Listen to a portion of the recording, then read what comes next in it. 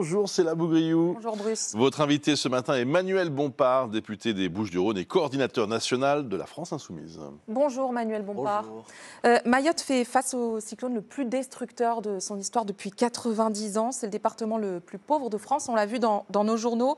L'habitat précaire, autrement dit les bidonvilles, c'est 40% des logements. On a entendu des élus locaux dire qu'ils se sentaient totalement abandonnés. Est-ce que vous dites aujourd'hui qu'il y a eu une faillite de l'État ? Bon, d'abord, je veux dire évidemment mon émotion. Le bilan est terrible. Je crois qu'on parle de plus d'un millier de morts. C'est, je pense, un bilan qui est cataclysmique. Évidemment, il y a un facteur qui est un facteur dû à ce cyclone, sans doute lié aussi au changement climatique qui va intensifier malheureusement ce type d'événement dramatique.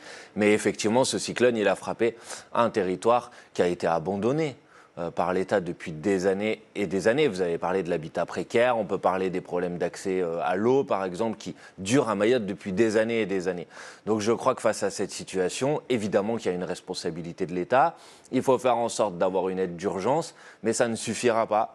Et il faut aussi avoir des aides qui soient plus structurelles pour faire en sorte que Mayotte sorte de cette situation d'abandon dans lequel elle a été plongée malheureusement depuis des années et des années. On a entendu effectivement ce que vous venez de dire sur la situation dramatique.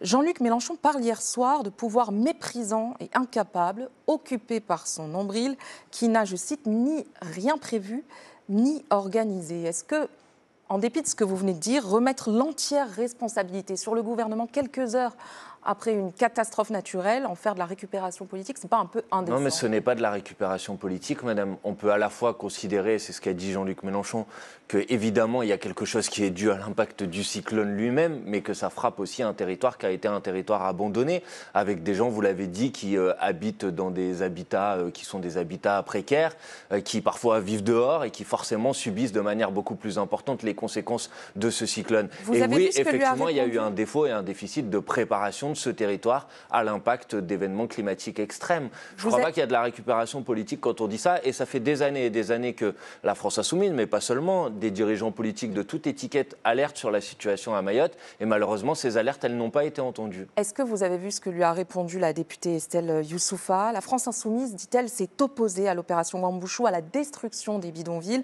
et ce sont des cimetières à ciel ouvert avec ce cyclone. Qu'est-ce que vous lui répondez ? Est-ce que vous regrettez, après coup, cette non, pas du, prise de position ? je regrette son intervention parce que, en l'occurrence, si vous voulez, on rentre dans le détail, mais l'opération Wambouchou, elle a conduit au contraire à expulser des gens et à démanteler des bidonvilles, mais ça n'a pas permis de les remplacer par de l'habitat en dur. Donc au contraire, ça a poussé des gens à se déplacer à un autre endroit, à continuer à vivre dans un habitat encore plus précaire.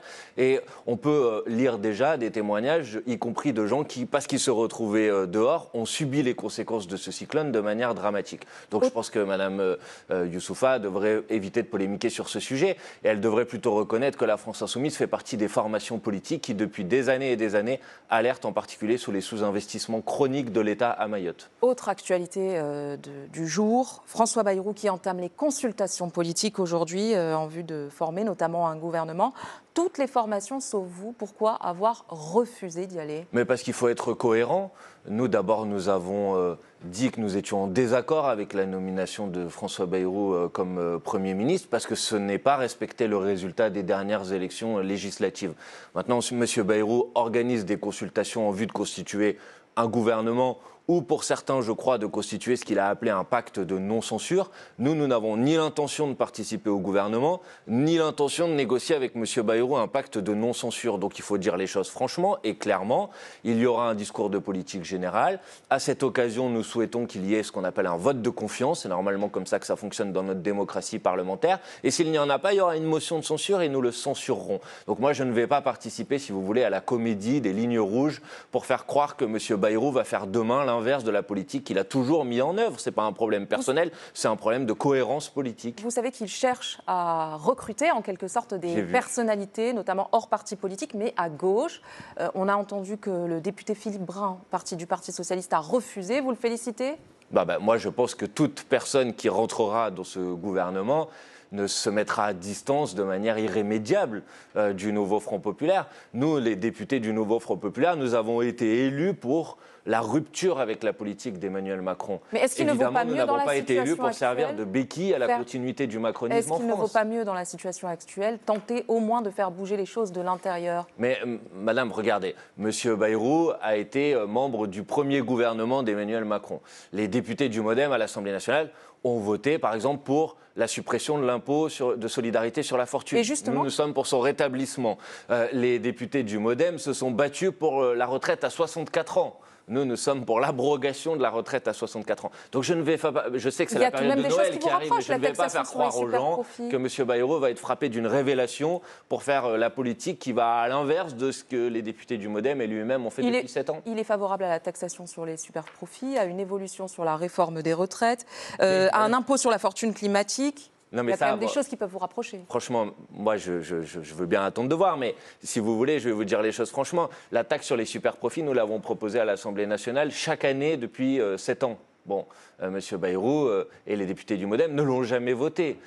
Sur la retraite, excusez-moi, ils disent ça, mais il y a 15 jours à l'Assemblée nationale, nous avons déposé une proposition de loi pour abroger la retraite à 64 ans. Les macronistes ont bloqué l'Assemblée nationale pour nous empêcher de voter, et les 2 députés à l'époque qui ont déposé le plus d'amendements pour nous empêcher de voter étaient 2 députés du MoDem, donc du parti de M. Bayrou. Un mot, Manuel Bompard. Il ne faut pas raconter non plus des histoires aux gens. Un mot sur la loi spéciale, le texte qui doit permettre de lever les impôts et dépenser les crédits sur la base du précédent budget, qui doit être discuté aujourd'hui à 16h à l'Assemblée nationale. Alors, on n'aura pas le temps de rentrer dans les détails sur l'amendement que vous défendez pour relever le barème de l'impôt au même rythme que les prix, que l'inflation. Ce sera à la présidente de l'Assemblée nationale de trancher sur cette question aujourd'hui. Quel message vous lui adressez ? Je lui envoie le message de laisser les parlementaires voter sur cet amendement. Et si une majorité des parlementaires, des députés, comme ça a été le cas d'ailleurs en commission, souhaitent que la loi spéciale permette de réindexer le barème de l'impôt sur le revenu pour que ça ne se traduise pas, le fait qu'il n'y ait pas de budget, par le fait que des gens payent davantage d'impôts, je pense qu'il faut qu'elle laisse les parlementaires voter sur ce sujet. Il y a eu un avis du Conseil d'État, mais c'est un avis consultatif. À la fin, c'est aux parlementaires de trancher et de décider. Et je souhaite qu'ils puissent le faire. Et donc, je lui demande de ne pas rendre irrecevable cet amendement. Merci, Manuel Bompard. Merci à vous.